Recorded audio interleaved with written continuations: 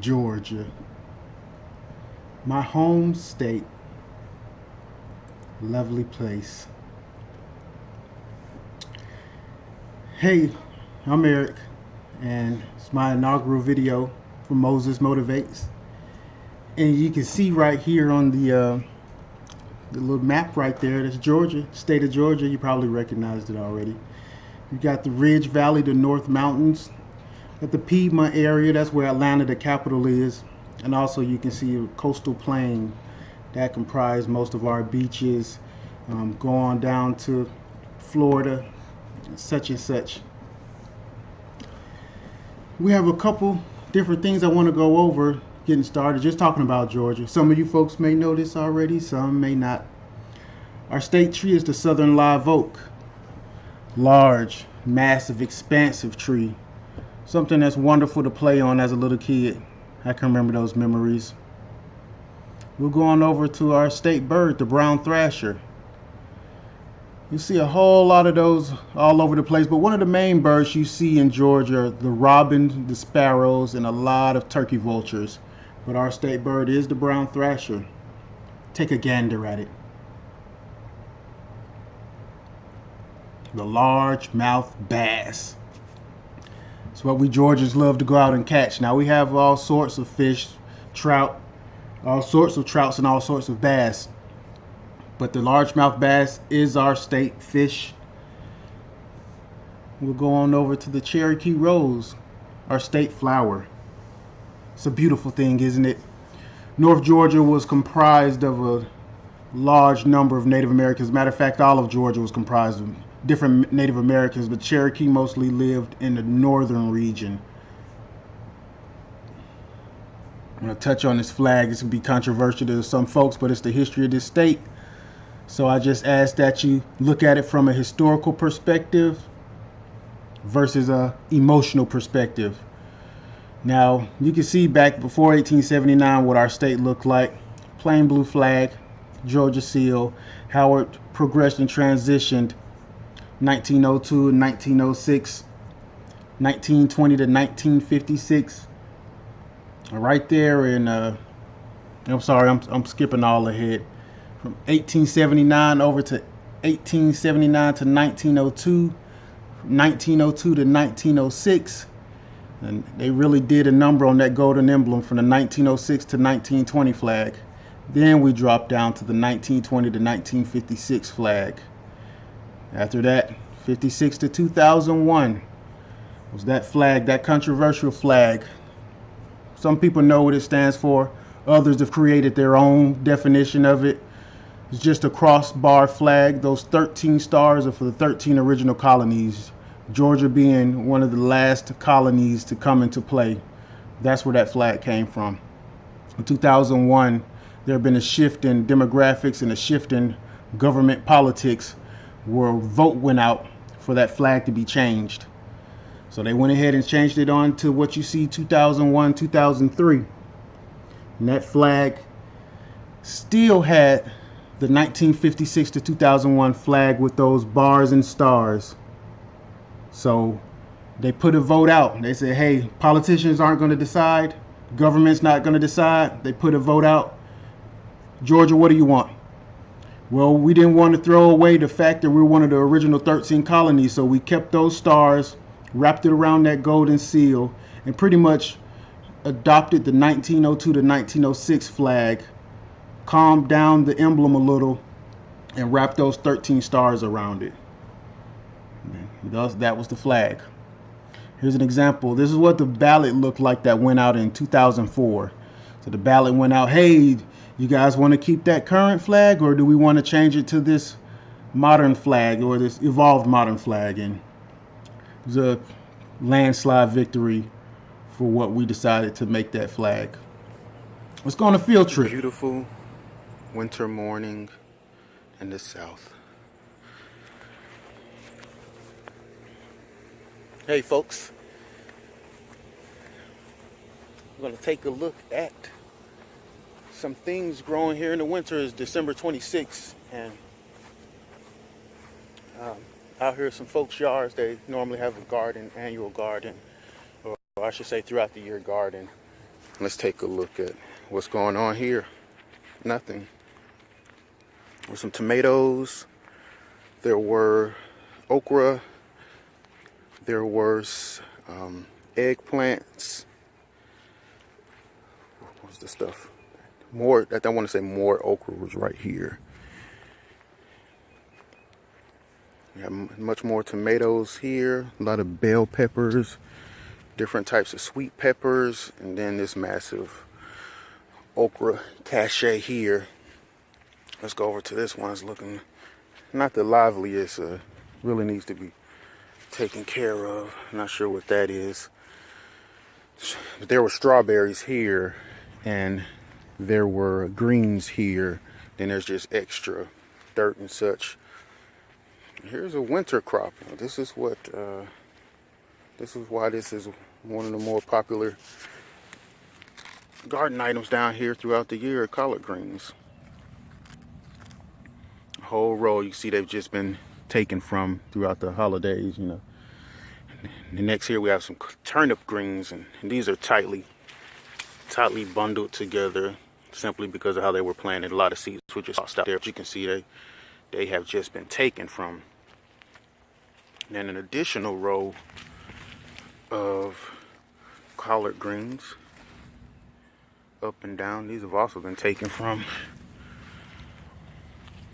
and they will continue to grow throughout the winter season.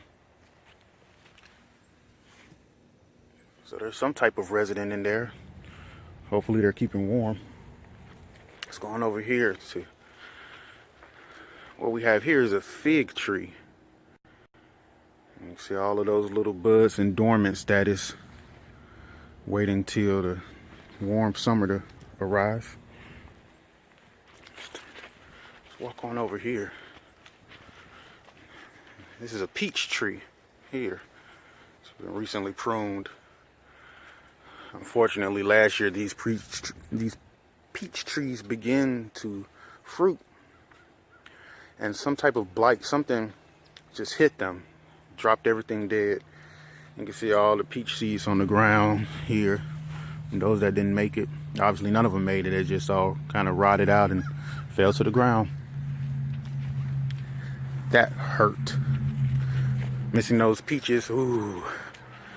Here's a pear tree.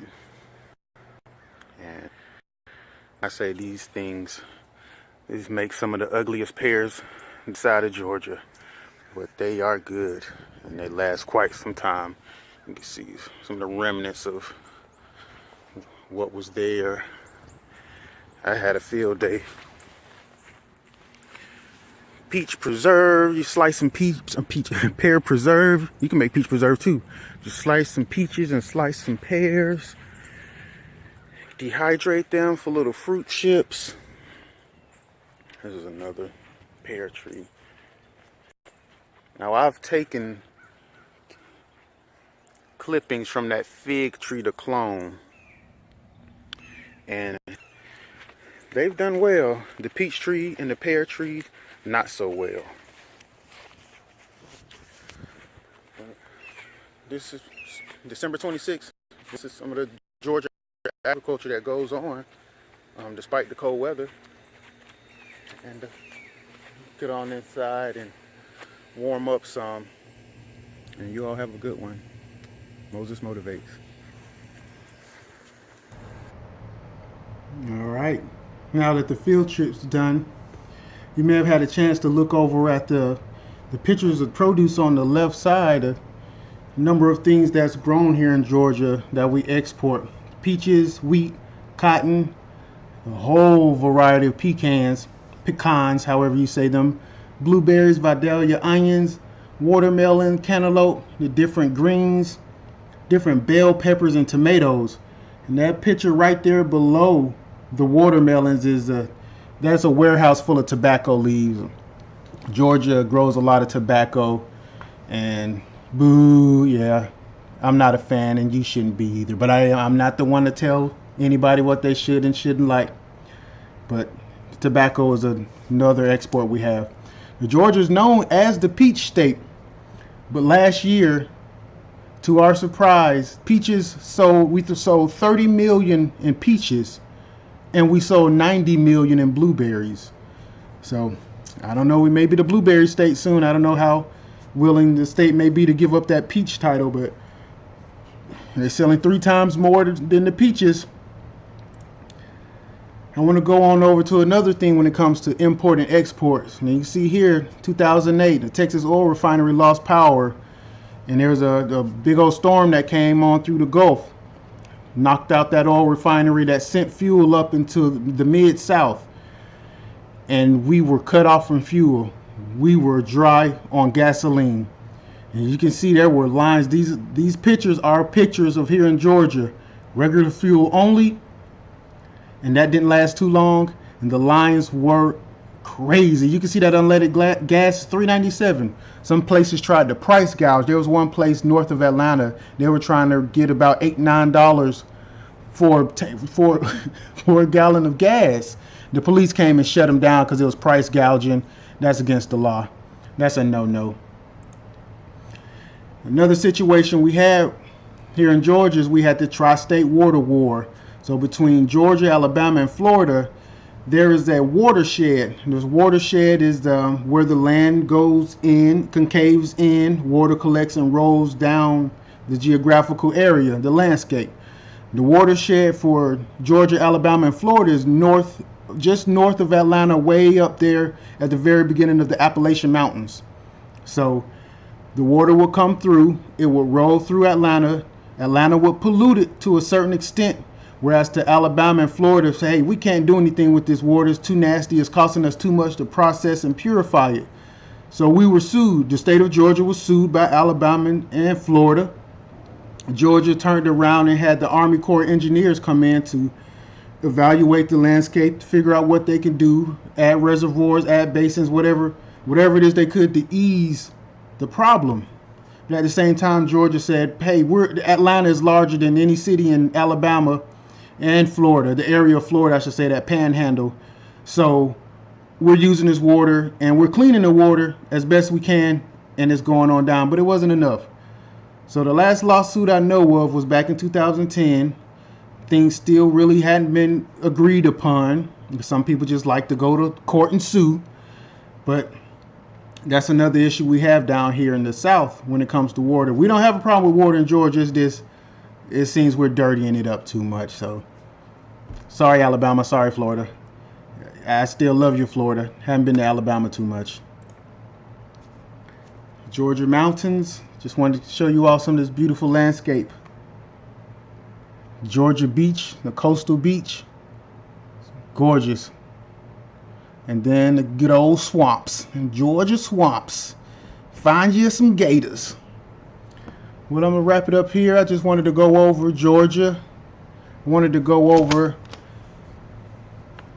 why I love the state I'm from. Not just because I'm from the state. Maybe a little bit because I'm from the state. Probably yeah, because I am from the state. It's just a variety of what there is to offer in this state. We've had so many people move here to Georgia from all over the country just because the cost of living is cheap, while you still can live a modern lifestyle. They mainly move to Atlanta. The other parts of Georgia is, still extra southern. But hey, we love it. Moses Motivates, and you enjoy what you see. This is the inaugural video. Please like, please subscribe, hit the bell notification.